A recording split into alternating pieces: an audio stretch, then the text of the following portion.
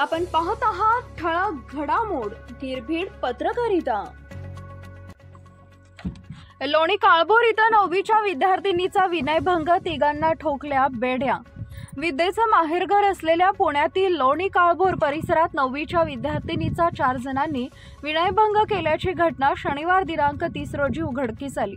या घटनेमुळे लोणी काळभोरसह परिसरात एकच खळबळ उडाली आहे। तर लोणी काळभोर पोलिसांनी 3 आरोपींना तात्काळ बेड्या ठोकल्यात। या प्रकरणी पीडित मुलीच्या आईनं लोणी काळभोर पोलीस ठाण्यात 4 जणांच्या विरोधात फिर्याद दिली आहे। त्यानुसार 4 जणांच्या विरोधात विनयभंगासह बाललैंगिक अत्याचार कायदा कलमान्वये गुन्हा दाखल करण्यात आलाय। हा प्रकार ऑक्टोबर ते नोव्हेंबर 2024 या कालावधीत घडलाय। पोलिसांनी दिलेल्या माहितीनुसार पीडित ही 14 वर्षाची असून ती लोणी काळभोर परिसरातील एका नामांकित शाळेत 9वीच्या वर्गात शिक्षण घेत आहे। पीडिता आणि 4 आरोपींपैकी एकाची स्नॅपचॅटवर ओळख झाली। त्यानंतर आरोपी व पीडिता त्या ॲपच्या माध्यमातून बोलू लागले।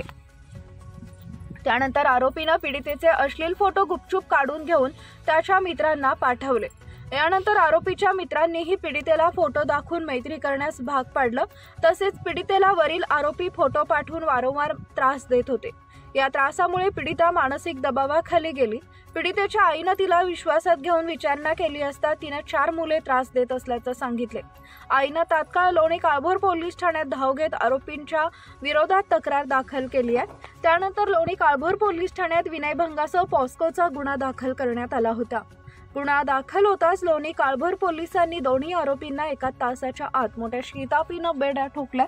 तर यातील एक आरोपी फरार झालेला आहे। पोलिसांचं एक पथक आरोपीच्या मागावर आहे। पुढील तपास लोणी काळभोर पोलीस ठाण्याचे सहाय्यक पोलीस निरीक्षक शिवशांत खोसे करत आहेत।